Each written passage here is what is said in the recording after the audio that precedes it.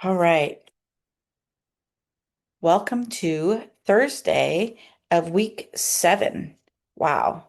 It this term has gone by really fast for me. I don't know about y'all, but it's gone by really fast for me. So we're finishing up chapter 8. We're starting and finishing chapter 8 tonight. Next week we will do chapter 9 and then the following week chapter 10, and that's it on new material. So, yeah, we only go through chapter 10. So it's really not a lot of new material. And then you'll have a little bit of a break there you'll have test 3. I think week 10 is when the third test is. I know you're taking the second test right now. It's all right. It's due tonight, by the way. Don't forget that. But so we take the test 3, week 10, and then after that, all you have left is the the final project, the paper and the comments on the final project. After that's all you have left after the test 3. So that's it. So week 8, we will learn chapter 9. Week 9, we will learn chapter 10. So week 10 is the test. And then week 11 is the final projects. And then we're out of here. It's summer. So today we're going to do chapter section 8.1. Just a second, I got something weird happening over here. Section 8.1 is so we're doing something a little bit different, but not super different. It's just looking things a little bit different way. So we're going to be looking at sampling distributions of sample means. We're going to look at a normal population and a non-normal population. And then we're going to be looking at sampling distributions of sample proportions. And we're going to be computing probabilities for all of them. And I'm going to first teach you what a sampling distribution is because that's something new, but it's not, we're going to be using all of the same tools we currently have and just kind of tweaking them a little bit. So, and then 9 and 10 build really nicely off of 8. They all go very nice together and pretty smoothly together. Usually, the highest test scores I get are usually on chapter 3. So it's historically, I think, with all the exception of maybe one term that I've taught this, and I've taught this a lot. I've been teaching stats almost exclusively for about 5 years. So it almost every single term. This is the best test, chapter 3 or section 3, test 3, whatever. You know what I mean? Anyway, let's go. Okay, so these words, they are accurate, but let me kind of explain it a little bit different than the words state it. So basically, what a sampling distribution does is it has a population and it will take every possible sample of that population. So let's say that our population was students at RCC and we decided that we wanted to sample them. So maybe what we would do is we would take a bunch of people out there that would randomly sample, let's just pick a number, 50 students. And we would keep taking random samples of 50 students until every possible random sample has been taken without repeating the same sample. And what we do with each of those random samples is we would take the mean of each of them. So one person takes 50, they find the mean of that. Another person takes 50, they find the mean of that. They find the average of every single sample that we have. And then with those, that would be our sampling distribution. The mean of all of those samples is our sampling distribution. Once we have that, we can find probabilities of that because it's really hard to poll every single student individually and find the mean of that. So they would just take all of these samples and find those means, and then they would do their magic with that. So when we're dealing with mean, that's how we do it. Um, we are going to always be calling it an X bar because it is with samples. But you would take all of those X bars and you would find the mean of those, which is going to give us the mu sub X bar. Don't worry, we're going to narrow it down. We're going to do some examples. It'll make more sense as we go. But I'm just kind of wanting to give you an idea. Sometimes our populations are not finite, which means that they're not countable or it's not possible to take every single population or every single sample. So we would just take like enough samples. We would take enough samples so that our data makes sense. And we'll get into all of that. All right. So that's what our sampling distribution is, and specifically a sampling distribution of mean. I'm going to give you an example that could help. Okay, there's a whole lot of words here. So the government wanted to figure out the average income of all of the US households. They cannot survey every single household. Just doesn't work. I'm sure you've all been through a census and you see what a big headache that it is for the government to do a census. So what they can do is they could take a survey of 250,000 randomly selected households, and then they find the mean income of just those households. So this is the mean of the first 250,000 households. Then they take another mean or another sample of 250,000 samples or 250,000 households. And then this would be their mean of that. Then you take another sample. And you continue doing this until you have a decent number of them. Now there's certain ways you figure out what sample sizes you need and whatnot. We're gonna not going to get into that right this minute. We'll get into that later. But because all of the household averages will vary, we're going to take a lot of different samples, and this is going to be our sampling distribution. And then we can find the average of those samples, and it's going to get us closer to what the actual mean is. Because all of my sample means are going to be closer together than if I took everybody in the whole thing, find the mean and the standard deviation of everything. It's going to be a little bit easier when I have a whole bunch of samples and it's going to get really close. And I'm going to show you an example with different sample sizes so you can kind of see what's happening. So we just take quite a few different random samples, find their means. Once we have those means are now our new data values. So each one of these means represents the average of 250,000 households. So though we only collected, let's say we collected 20 different samples, it's going to be a little bit easier to deal with 20 means than it would be to deal with whatever 20 times 250,000 is. That would be a lot harder to deal with. I think that's 50 million. I don't know. Anyway, so the way that we do a sampling distribution is you obtain a sample of whatever size that you've decided. We find the mean of that sample, so that's an X bar. If this is a finite population, then you're going to keep doing it until all of the samples have been obtained. Now, once a sample is obtained, you can't obtain it a second time. If you have the exact same sample twice, you're going to throw out the second one. We're not going to take the same sample more than once. If it's an infinite population or just a population that really isn't countable, like the entire planet or all of the people in the US or whatever, if it's not something that you can reasonably get every single sample of, then you're just going to get a decent number. Now you'll see because we're going to be using pennies, and we would not consider the number of pennies to be a finite population. There's no way that you can get every single sample of pennies. Just not happening. All right, now we're gonna hopefully as we go, this will make sense. Okay, so the weight of pennies minted after 1982 are approximately normally distributed with a mean of 2.46 grams and a standard deviation of 0.02 grams. We're going to take 200 random samples of size 5.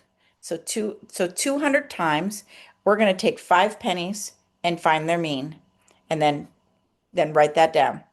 5 more pennies randomly, find their mean.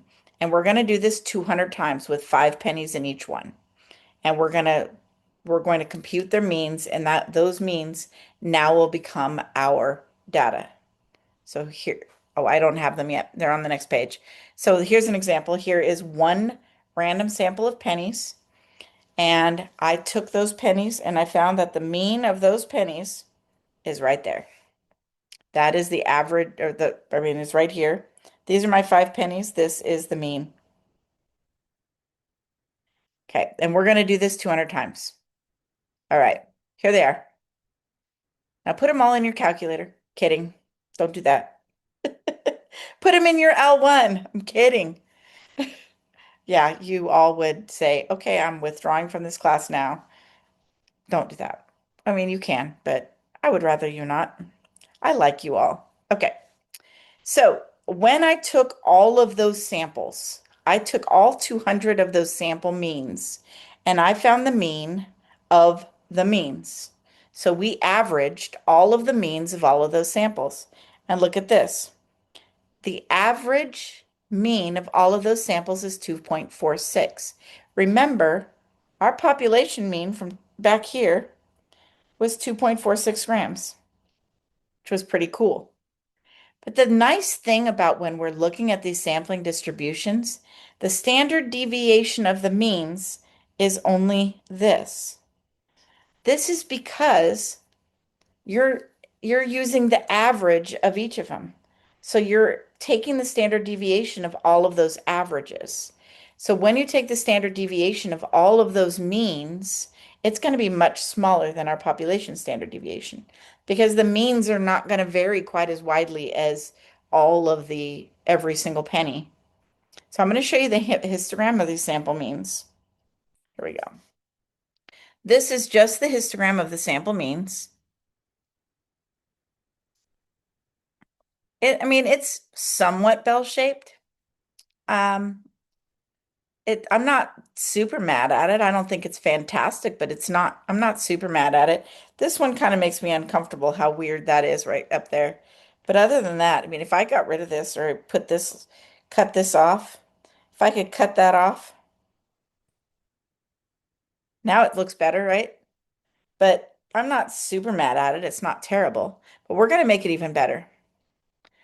So we want to see what the sample size is going to do to it. So we took a sample size of 5. All of our 200 samples were size 5.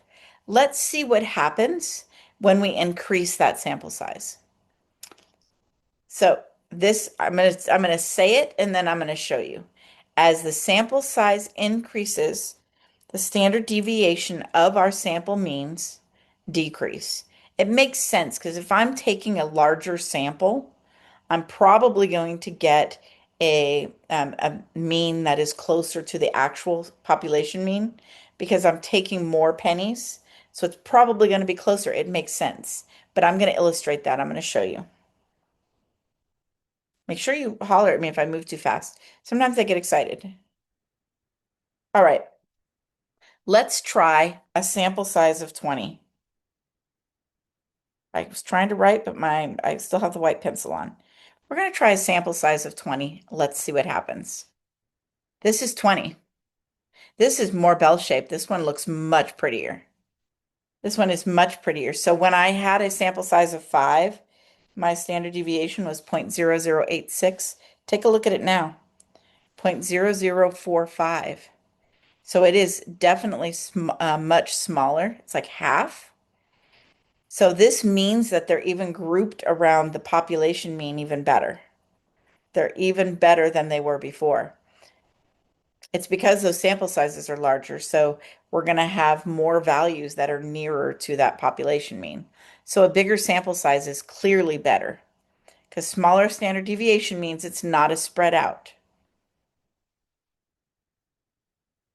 Okay, so if you noticed that the standard deviation that we had for our population was larger than the standard deviation of the sample means of our sampling distribution.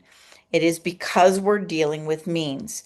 And you saw that the sample size played a part in making that standard deviation smaller. So when we're dealing with sampling distributions, we have a new formula that we're going to use for standard deviation. It is going to be this right here. This is what we use for sampling distributions. It is the population standard deviation divided by the square root of the sample size. We call this standard error. It's right here. So my open math isn't super consistent. Sometimes they'll call it standard deviation, sometimes they'll call it standard error. They're not super consistent. I usually refer to it as the new standard deviation when I'm helping students out, which my math doesn't call it this, but usually if I'm helping you out, I'm like, use the new standard deviation formula. I will refer to it as the new standard deviation formula. I might call it the standard error of the mean. My open math kind of goes back and forth between standard deviation of the sampling distribution or standard error. They go back and forth. We denote this with a sigma sub x bar because this is the standard deviation of sample means. So it's sigma sub x bar. Now we are going to be, when we are dealing with mean, we're going to be using this formula for the next three chapters. When we're dealing with the mean of sampling distributions or the mean of a bunch of samples, we're going to be using this formula for the next 3 units. I love that the last test cuts off at 7 and the information that is consistent for 3 chapters starts after the test, that we didn't cut it in half. I love the timing of that. All right. So let's actually do the math on it with our sample size of 5 and our sample size of 20. So if I use the new standard deviation formula that we just had, I get 0.0089. This is really close to what we found in like the actual, when we actually calculated it out. I need my highlighter to be bigger. Okay. When we actually calculated it out, we got 0.0086. I don't think anybody's going to be mad at 3/10,000ths. That's a very, very small difference. But take a look what happened when we used 20. When we used 20 in our new standard deviation formula, it is exactly the same. The standard error is exactly the same as the standard deviation that we got from calculating it. So it's pretty good. So this formula is pretty accurate. So sample size plays a part when we're dealing with sampling distributions. So this formula, yes, it will be on your formula sheet for the next test, but also this is one that you're going to probably use enough that you'll just remember it. But yeah, it'll be on the formula sheet for the next test. Absolutely. Any questions so far before we move on? All right. So this is important. I think the next quiz asks this question. If not, it's going to be the one after it. If the random variable is normally distributed, then the sample mean is normally distributed. So if our population is normally distributed, then our sampling distribution, so when we have all of these sample means that we have as a data set, they're going to also be normally distributed. So sampling distribution normal if our population is normal. I'm going to give you another piece of this in a minute.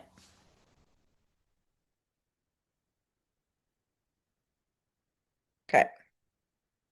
So, for example, an IQ is the measure of intelligence derived from a standardized test. The scores are approximately normally distributed with a mean of 100, standard deviation of 15. We're going to find the mean and the standard deviation, the new mean and the new standard deviation. So our standard error and our mean of our sampling distribution. We are going to be using a sample size, sample size of 9. That's a highlighter. Sample size of 9. So our mean sub x bar is going to equal our population mean. Our mean sub x bar is going to equal our population mean. So whenever we're doing this, we're going to use the population mean as our mean sub x bar. So that's going to be 100.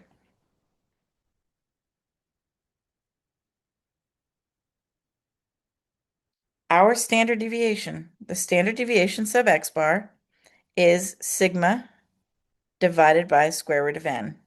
So it's going to be our sigma, which is 15, divided by square root of 9. So that would just be 5. So our standard deviation of our sampling distribution of sample means is 5, or we can call it, is also called standard error,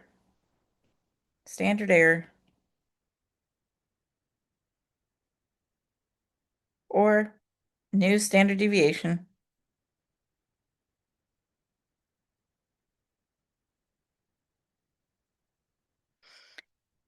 And our mean is 100.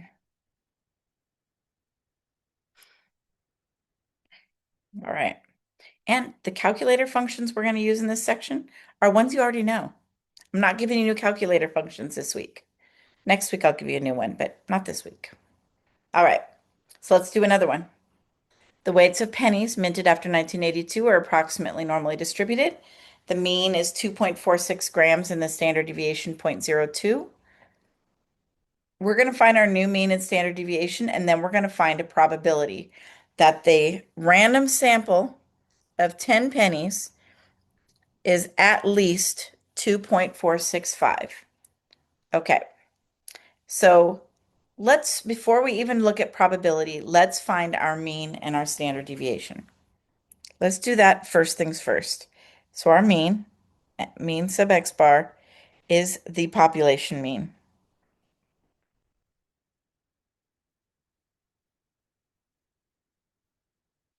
Our standard deviation sub x bar, our sigma sub x bar, is our standard deviation, which is that 0.02 grams,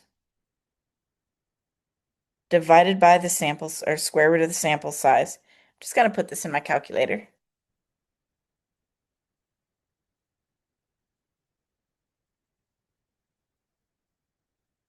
So I have 0.0063.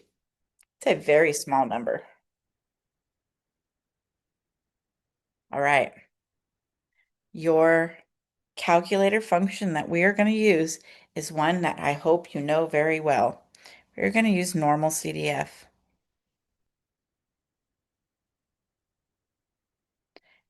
We're looking for at least 2.465. So our minimum is 2.465. That's our lower bound.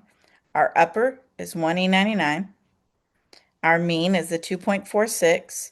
And we're going to use the new standard deviation. Because we're looking for a probability that deals with a sampling distribution, and this is part of it. Hold on a second here. Let me erase some things because I want to do some highlighting here. It's asking you for the probability that the sample mean is at least 2.465.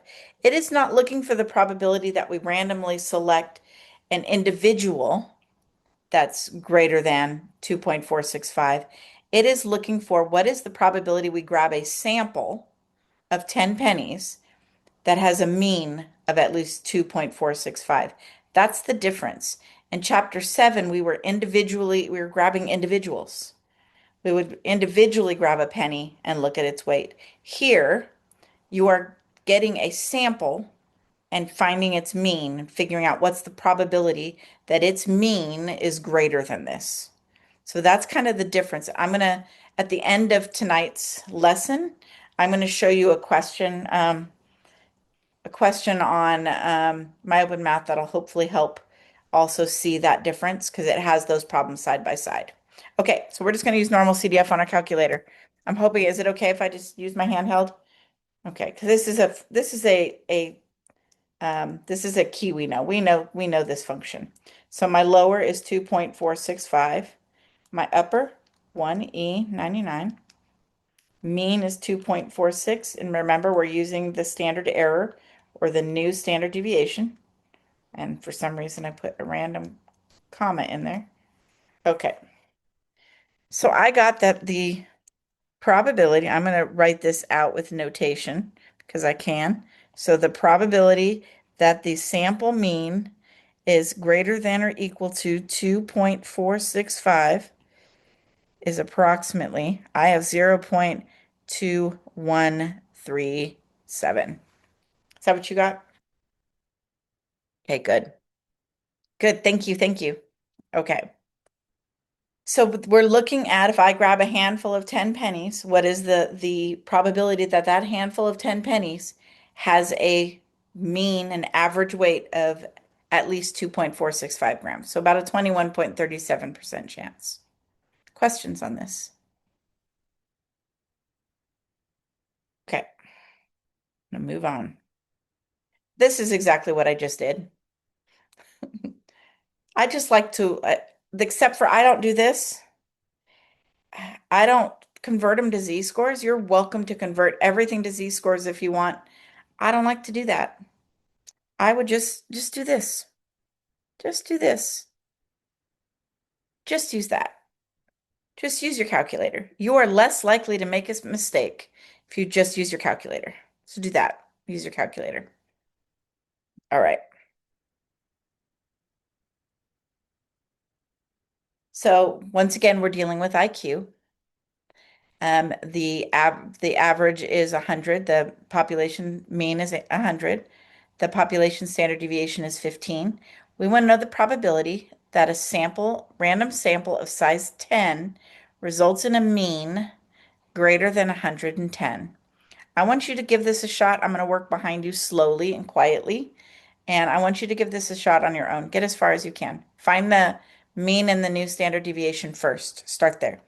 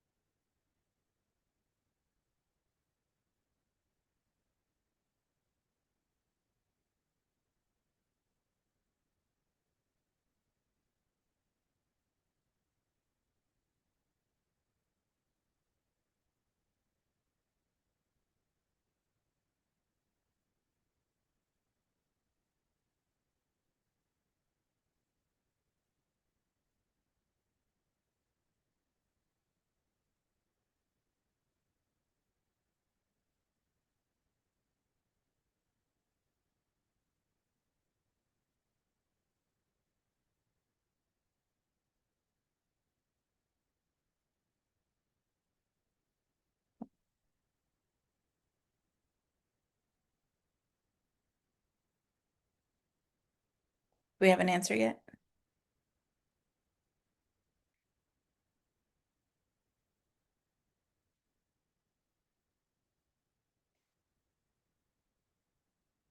Got about 1.7%. Yay! Good, good, good, good. So remember that this is the probability that the average IQ would be greater than 110% if you randomly selected 10 people. This isn't the probability that a single person you randomly select would have an IQ greater than 110. That's going to be a different probability altogether. But if you take a look at this, our standard deviation for the means of this is only 4.74. So it's less than 10. And this value right here is more than 10 above the mean. So you would expect it to be an outlier. It's more than two standard deviations away from the mean with our new standard deviation. It's because you're not expecting the averages of each of these samples to vary by that much. That's why it's smaller. Any questions before we move on?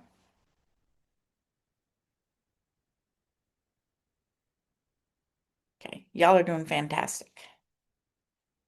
Let's talk about let's talk about non-normal. Now this is a super short chat, but this is definitely not a normal distribution.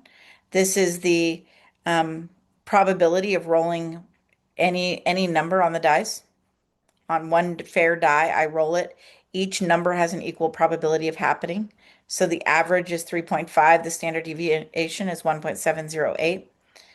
The way that we end up with a normal population. This is another reason. Hold on. I'm going to stop for a second. Another reason we use this method is because if you're dealing with not a normal population, then there are most of our methods of analysis you can't use unless the population is normal. So we can make the population normal. We can take a non-normal population and make it normal. And I think the next screen tells us how. I'm going to show you. Let me show you the what happens as we do this more and more. So we're going to start with random samples of size 4, then we're going to do 10, and then we're going to do 30. So take a look. Here's with a samples of 4. This is skewed a little bit, and it's just, I mean, it's not a nice pretty bell curve. Let's go to 10. This is much better. This is looking better. I like this better. And this is just dice rolls. Look what happens when we go to 30. Nice, beautiful bell curve. This looks much better. I mean, this one's not bad, but once you get to 30, that's gorgeous. That is a beautiful bell curve. As your sample size gets bigger, you're going to get closer and closer to bell-shaped. So I'm not going to make you remember that it's called the central limit theorem, though it is. The central limit theorem tells us as the sample size increases, the shape of the population will become more bell-shaped. Usually, we like our population to be greater than or equal to 30 in order for the central limit theorem to come into play. So we're usually checking for that. So we want either a normal population, if the population is normal, or if the sample size is larger than 30, then our sampling distribution of sample means will be normal. Those are the two things you need to remember. I'm going to write them both out here. So, uh-oh. Sampling distribution normal.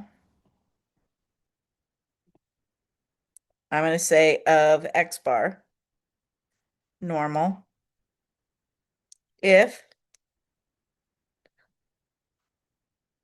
population is normal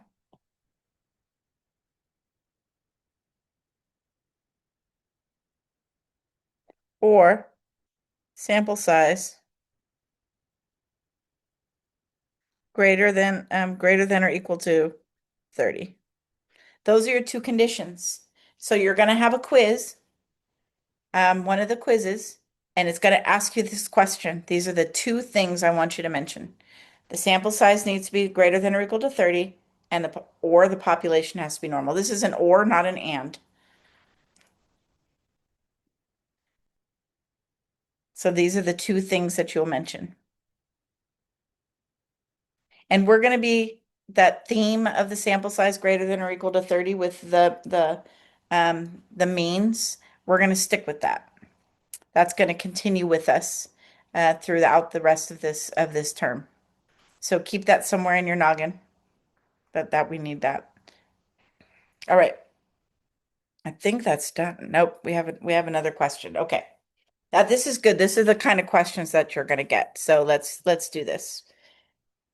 Suppose that the mean time for an oil change, a 10-minute oil joint, is apparently not 10 minutes. It's 11.4 minutes with a standard deviation of 3.2 minutes. Taking a random sample of n equals 35, we want to describe the sampling distribution of sample mean. If you are asked to describe the sampling distribution of sample mean, all it wants is the mean and the standard deviation. That's all it's looking for. It's looking for your mu sub x bar and your sigma sub x bar. That's all it's looking for. So go ahead and calculate those. I'll give you a second. I will be quiet behind you.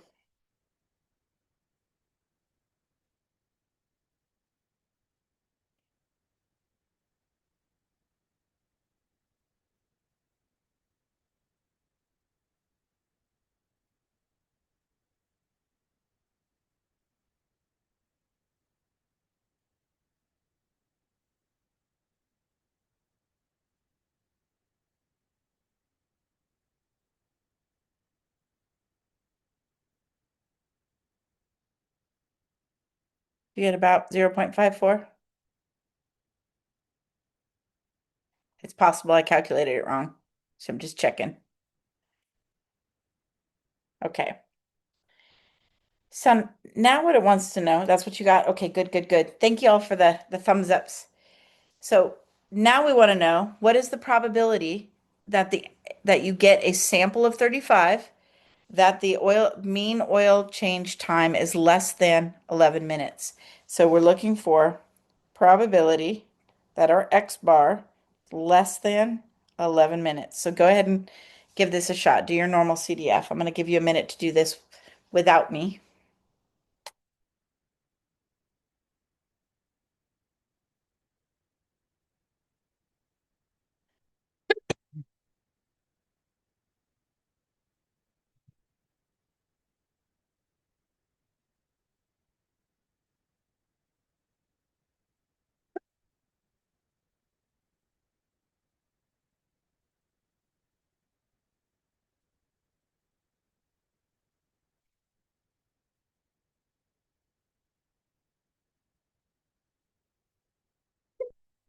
My goodness.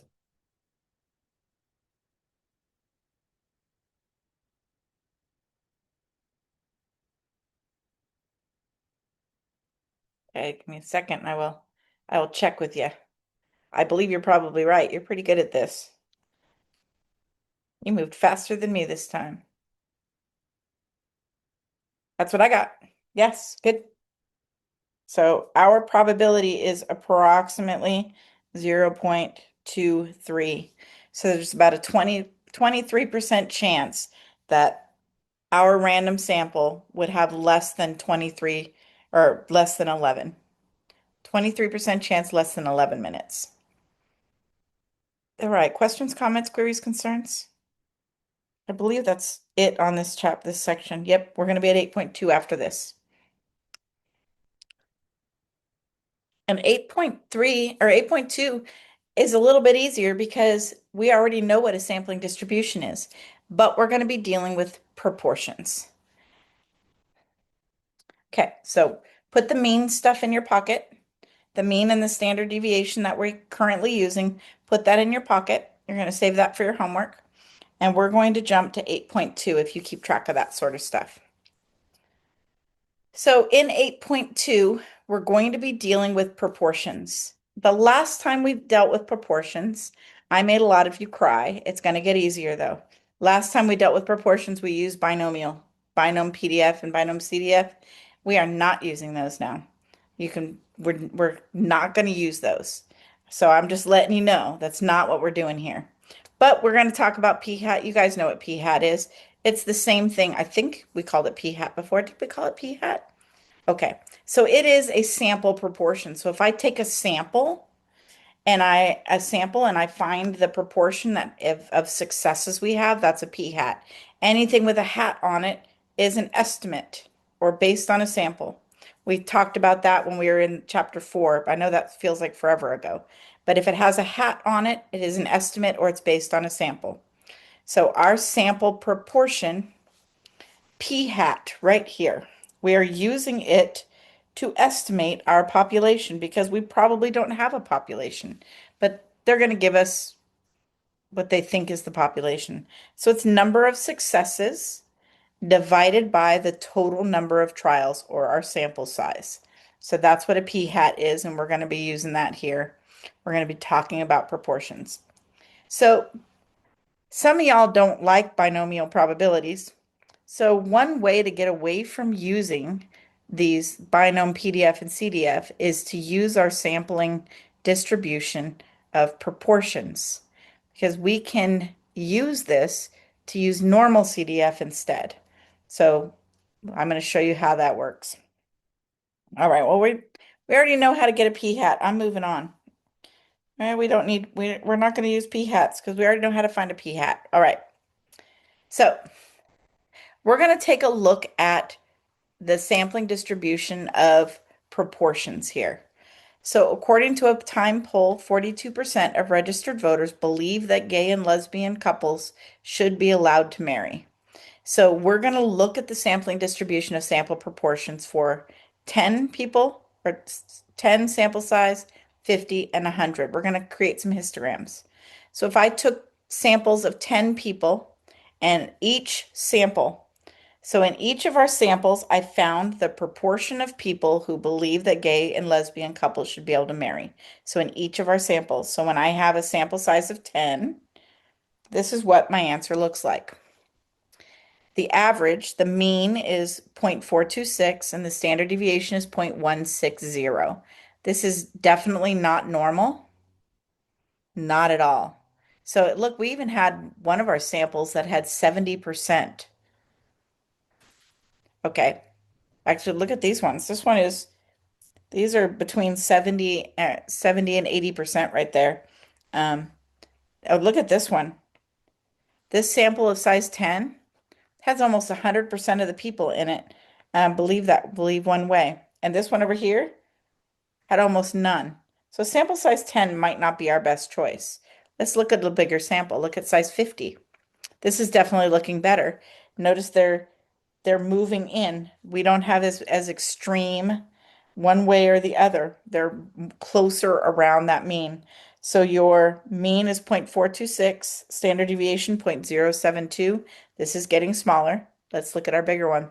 Sample size 100. It is definitely all grouped around that population mean. And the mean of my sampling distribution, look at this. This is the same as the population was. 0.42, that's the same as the population. Standard deviation is teeny tiny. So as with working with the means, our sampling distributions become normal as our sample size gets bigger. I taught you guys something in the last unit. No, maybe it wasn't last unit. I taught you something in chapter 6. I said we're going to be using again, not to throw away. We're going to be using it again here. Remember the NP times 1 minus P greater than or equal to 10? We're going to be using that here.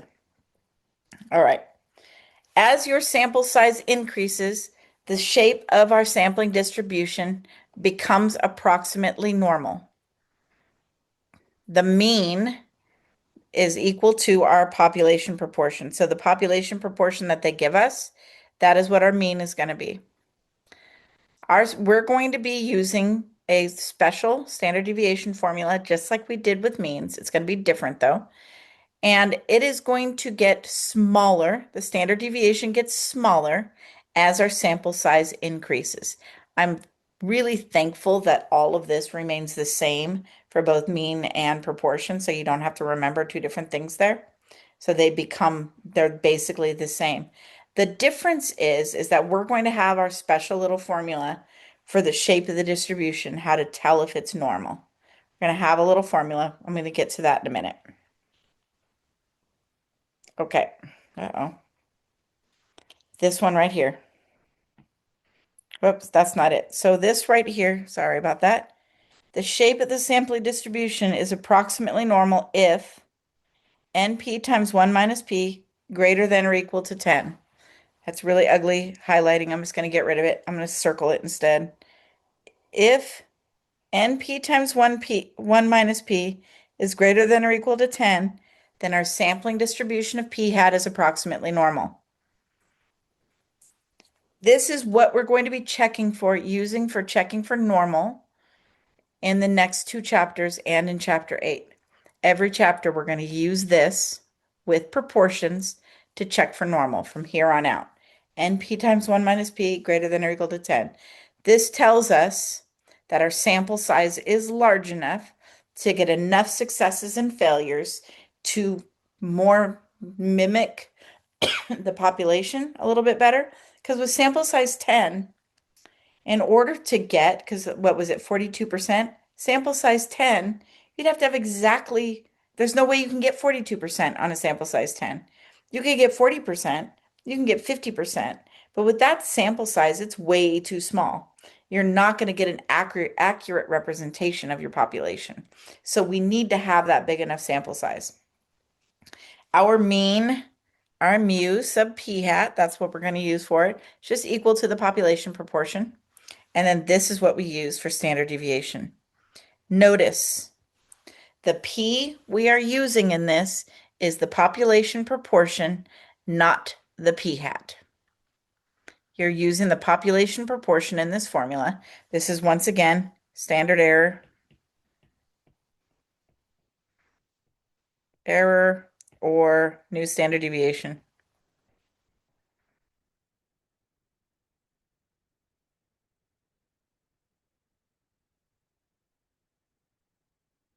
The cool thing here is because now we have something representing a mean and something representing a standard deviation, we've transformed it into something we can use with normal CDF because our population proportion is going to be our mean and our standard deviation is this formula right here, and we can use these in normal CDF to find our probabilities. So we don't have to wonder which formula do I use? Is it, it's the same. It's the same for mean or proportion. The difference is only this. It's this right here. Don't forget this. And it's just that NP, it's very similar to things we've used before. But as I said before, this will be on your formula sheet. So don't worry, you don't have to memorize it. It'll be on your formula sheet. Absolutely. Let's do some problems. Okay. Oh, one more thing. When we're dealing with a finite population, it is really important that our sampled values are independent. The way that we check for independence is, let me highlight, is that that our sample size is no more than 5% of our population. This is how we check if it is normal. Or sorry, they're independent. Sorry about that. We're check if they're independent by making sure that our sample size is no more than 5% of the population. So check for independence, check to see if it's normal, then find your new standard deviation. All right. I know this is a lot, but as you get in the swing of things, it hopefully will just become like part of the process. And I'll make sure that when we do examples together that I am doing this. So hopefully it'll just become part of the process, especially since we're going to be doing the same thing for 3 chapters. For 8, 9, and 10, we're going to check for independence. We're going to check if it's normal. And then we're going to find our mean and standard deviation. We're going to be doing this for 3 chapters. Hopefully it'll stick with you. All right, let's do this. Maybe. Okay. According to the time poll conducted in June 2008, 42% of registered voters believe that gay and lesbian couples should be allowed to marry. We obtained a simple random sample of 50. I didn't mean to have a highlighter on. We want to describe the sampling distribution. All this means is you're finding your mean and your standard deviation. That's all it means.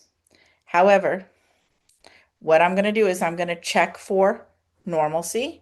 I'm going to check for independence. So independent. I usually just do IND. Yes, 50 is less than or equal to 5% of our population. Remember, population is capital N. If you just write it like this, you're good. That's all you need to write. Show it's independent. Let's check for normal. Normal. My sample size is 50. My proportion, 0.42, and then 1 minus 0.42. I'll look at what that number is. 50 times 0.42 times 1 minus 0.42. This equals 12.18, which is greater than or equal to 10. Yep, there we go. That's all you need to do for showing me it's normal and independent. Just show me this little bit right here. Okay. Mean sub p hat is going to be 0.42. Sigma sub p hat is going to be square root of 0.42, 1 minus 0.42 divided by 50. If you are really careful, you can put this whole thing in your calculator at once. If you are really careful with your parentheses, if you don't trust yourself, you can do it piece by piece.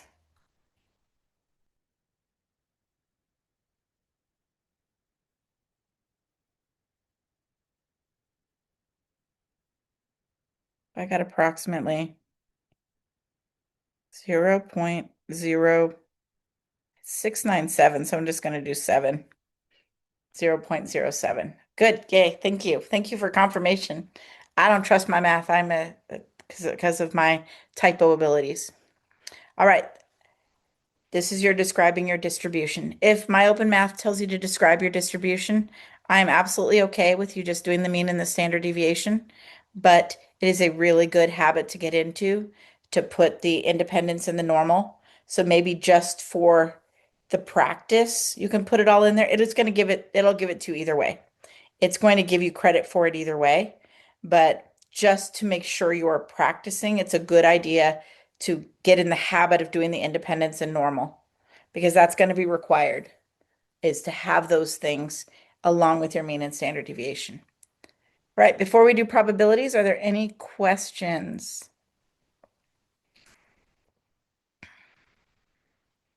Alrighty. This is exactly what we just did. They just went out a little bit farther. But take a look. With our simulation in example 2, they got 0.072. We got pretty darn close. Pretty darn close. See, they did theirs. They did the same thing we did. They did all of that. Good. Okay. I want to do a probability. I heard a weird sound in my house. Let's do a probability.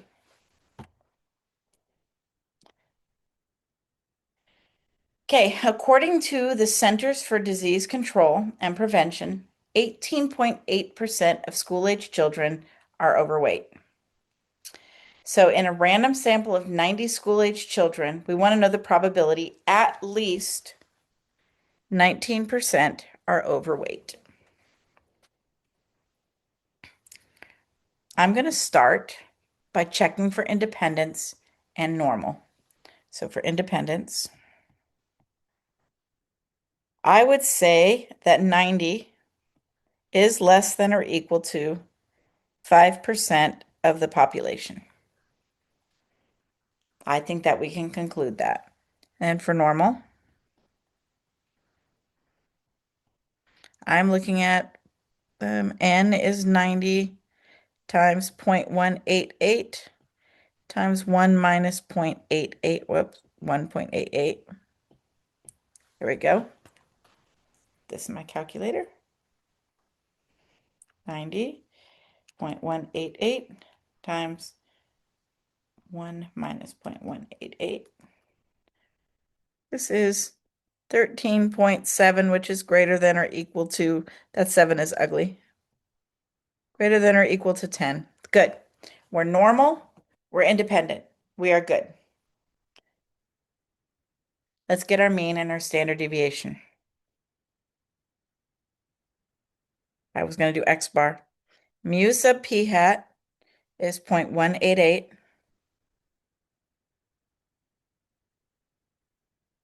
Standard deviation sub p hat, square root of 0.188 times 1 minus 0.188 divided by 90. Once again, if you're really careful, you can put that all in your calculator.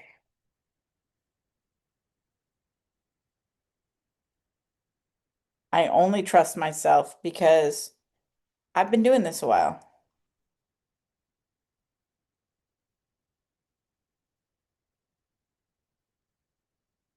At 0.041. Okay, good. So we've got our mean and our standard deviation. We're looking for the probability that our p hat is greater than or equal to 0.19. This is what we're looking for our probability, that it's at least 0.19. We're going to use our normal CDF.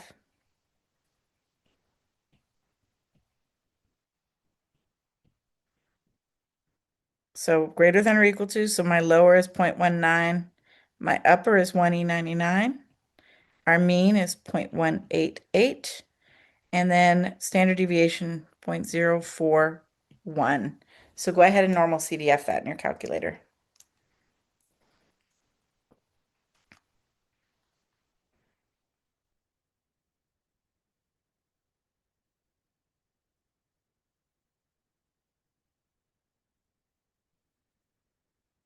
Approximately 0.48.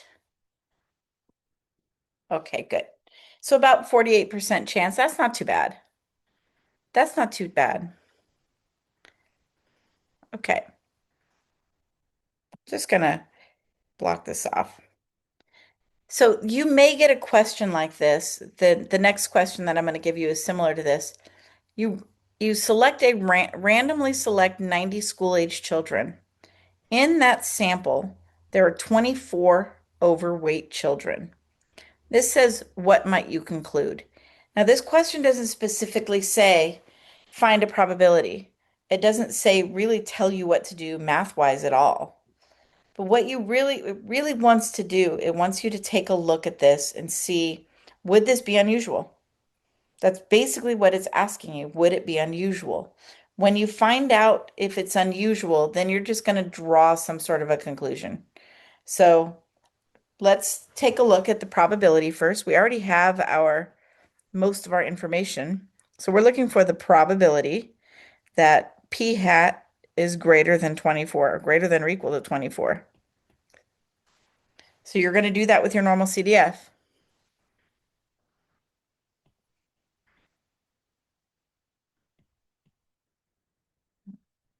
So it's, oh wait, we need to figure out what that p hat is though, don't we? Hold on. It's not 24.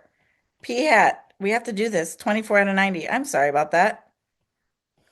Nobody corrected me. It's okay. I understand. It's Thursday. So my p hat is approximately 0. Oops. Oh well. 0.26767. The cool thing is in your calculator, you absolutely can do math in your calculator. Hold on, I'll show you. So normal CDF, you can put 24 divided by 90, comma, 1E99, comma, 0.188, 0.041. I'm going to pop over to my calculator and show you this because I do this all the time where I'm just kind of too lazy to find my own p hat. So take a look. So if I do normal CDF, so second vars, so my lower is going to be 24 divided by 90. It'll take care of calculating that p hat for me. The upper is 1E99. Then my mean is 0.188. And the standard deviation is 0.041. I love that it does this for you. And it just will do your calculation for you, so you don't even have to worry about it. This is because I'm too lazy sometimes. I have a quick question. Maybe it's Yes, just clarification. yes, So, with when we're using the normal CD9 and or CDF, and um, we're using that infinity number, yes, is greater than always the positive one, and less than is always the negative one? yes. Okay, I'm just making sure that I understand that correctly. Yeah, no problem at all. So you should get your answer might be slightly different if you put in the 0.267 because you're rounding. Let's see what happens when I do that. I'm going to go down here and just re-type it in. Uh-oh, I didn't mean to go that far. It might be slightly different because it's rounding. 0.267, and then I'm gonna, nope, there we go. Let's see what happens. Yeah, so it's slightly off. It's a little bit different, but I've never had a problem. I've never had it not accept it. So, but basically, I'm going to go back over here. So, regardless, it's about a two, about a, that's less than 3%. So, this is unusual. Generally, with the what might you conclude, saying, well, maybe a large portion of these children that I that I got are like in a food desert or are from impoverished families or something like that. Or maybe I miscalculated somewhere, or maybe the actual percent is not 18.8. So your conclusion is looking for an opinion. It's looking for you to put something that might be true. My first instinct is usually to say maybe the actual number of school-age children that are overweight are not 18.8%. Maybe it's higher now because this is way back in 2004. We're in 2026. I would say maybe we need to do a new study because this number is unusually large. So maybe we need to do a new study. That's the types of things that I might conclude. I might conclude that something is wrong with the original study, or it's outdated, or maybe I grabbed a sample that happens to be a lot of impoverished children or children in food deserts. Questions on this?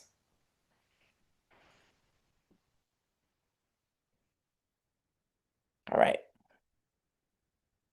So this is their math, which is the same thing we just did. And we got they did their independence and normal. They calculated their standard deviation. They used a z-score, and we didn't use a z-score. They decided to use a z-score because that's what they do. They use z-scores. So they did a z-score, but they also did the other thing we have there. And they say, oh, did they conclude something? Let me see here. So they said we would expect to see only 3 samples out of 100 resulting in that proportion. It is unusual sample. They didn't even conclude anything. They're boring. They decided not to conclude anything.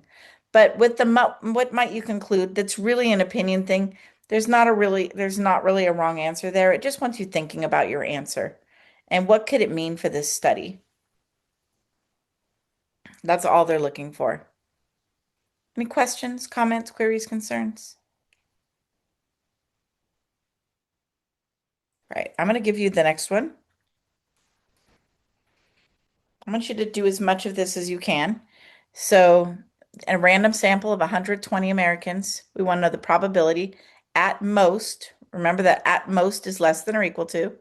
At most, 12% have hearing trouble. And then with letter B, it's saying that they randomly sampled 120 people who regularly listen to music using headphones, and 26 of them have hearing trouble. What might you conclude? So get as far as you can. I'm going to work quietly behind you, and I'm going to slow down so you get done before I do, hopefully.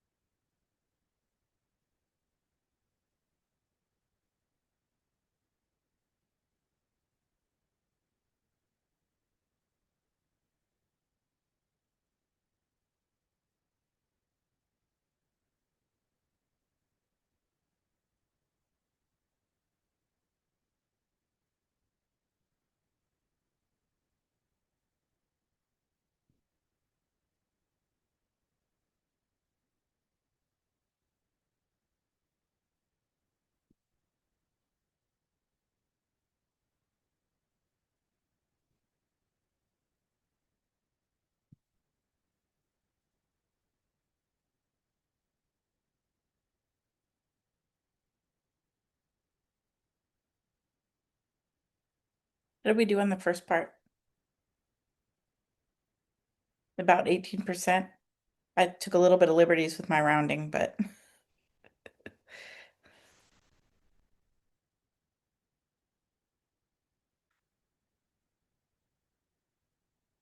wonder if I actually put that number in. Let me see here.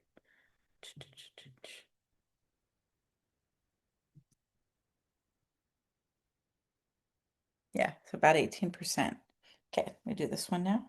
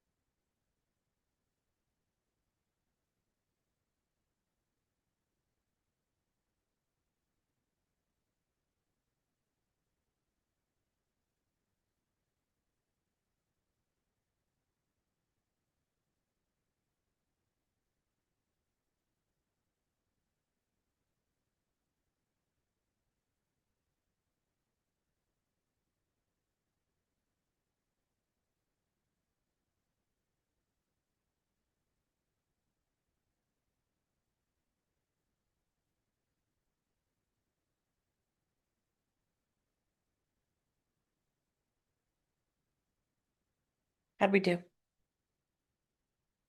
Did I move too fast? Did y'all not get there yet?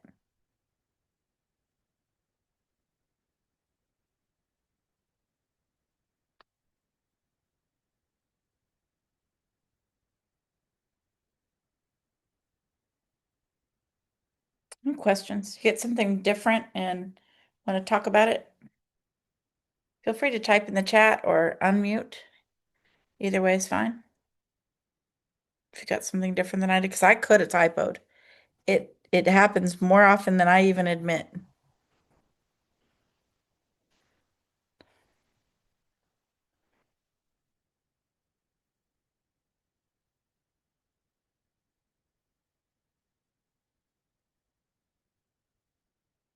If this was the probability that I got, um, you got 0.46 for the top one?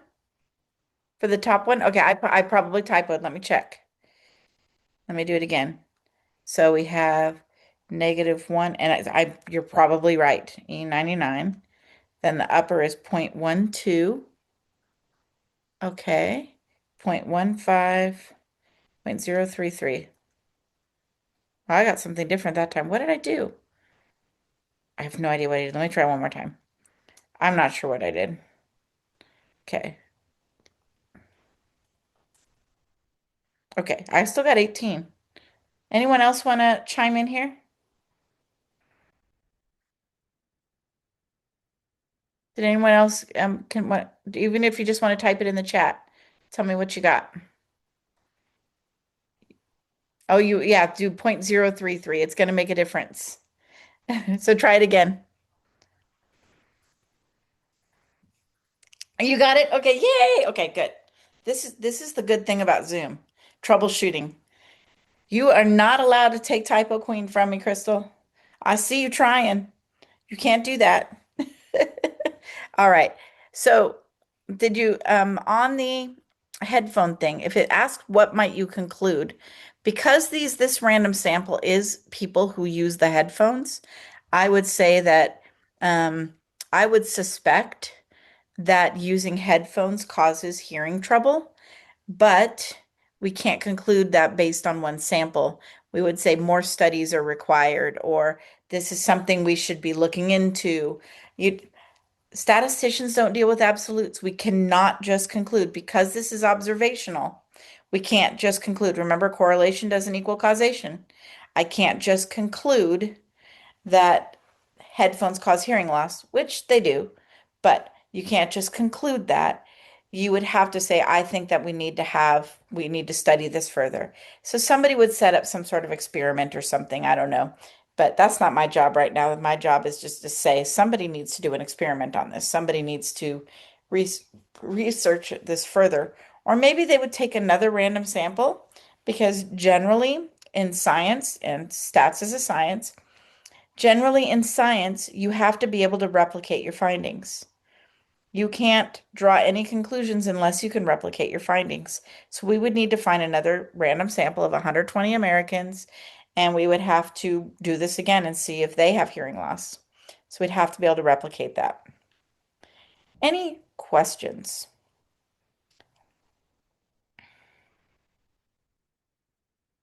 Okay. I think that's my last slide. That is my last slide. I don't know why there's always two blank slides at the end. Do you still need that, Crystal? Okay. All right. I'm going to go jump over to the homework because I want to talk about a couple of problems. So 8.1 is where I want to hang out. This question, this question is the bane of everybody's existence, and I think it's just super picky. So what you're going to do with this question, it gives you a curve here, and it gives you the population mean and standard deviation, and it wants you to create your sampling distribution of sample means. So what it wants is you're going to put the mean right here, which is from right up there, and then you're going to calculate the new standard deviation. So your mean's going to go here and it's going to go here. Your new standard deviation is going to go in this box right here. The sigma divided by square root of the sample size is going to go there. You're going to add two of these to your mean, and this right here is going to be two standard deviations above the mean. That's what that is right there. This one down here is two standard deviations below the mean. So that's all you are doing here. You're creating the edges of your usual range. So that's what it wants you to do in here. So two standard deviations above, and this is the new standard deviation, and then two standard deviations below. What I really hate about this though is it's really hard to see like the whole the answers. I mean, it gives me that, but I can't even click on the mean one. And it's really hard to see those. Like once you get it wrong and you're trying to check, hey, what's going on? It's hard to see those. But I am happy to help you. Make sure you send me messages if you get that one and it throws you for a loop. Okay, let me scroll down. There's a couple other ones I want you to look at. Okay, where is it? Oh, this is the other one. Okay. This is the one I'm going to draw this one because this one is the causes more trouble than I care to admit.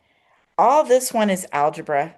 So I'm just going to draw it and you have to have my lovely drawing abilities at least once every class period. 63. Oh, that's a 64, 65, and this is even uglier. 60, 59. And this says that my sample size is 64. Okay, let me pop over. Uh-oh. Yep, there. Okay. So what I'm trying to find, it wants me to find population mean or population standard deviation. Find sigma, which is population standard deviation. This diagram, this right here, is your sampling distribution.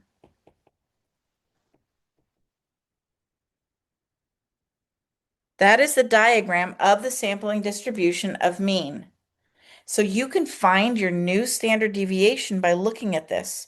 If this is the mean, if this is mu sub x bar, then my standard deviation sub x bar is going to be 1 because you can see that on the diagram that that's sampling the standard deviation of my sampling distribution is 1.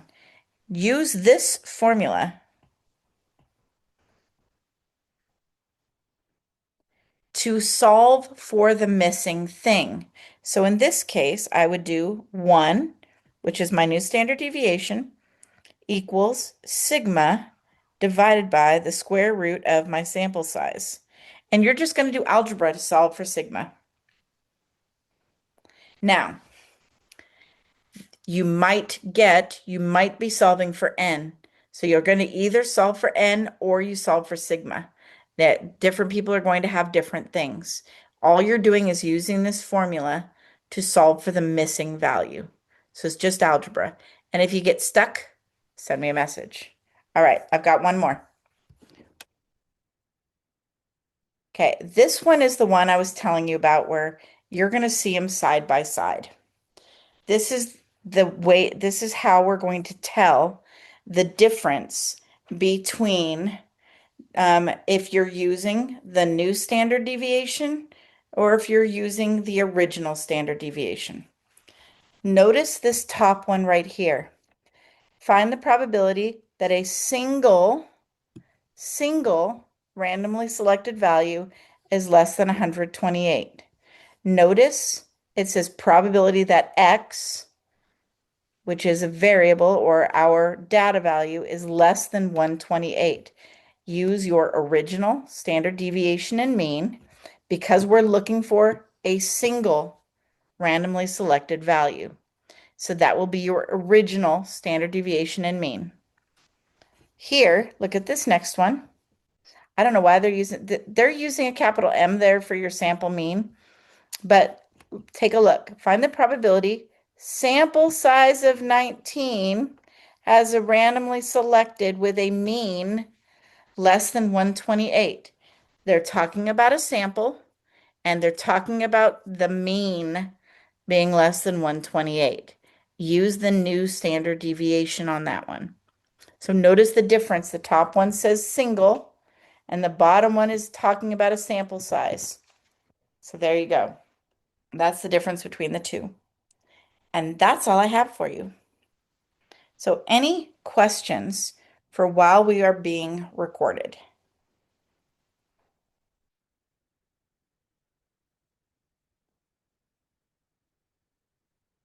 Okay, I'm going to turn off the recording.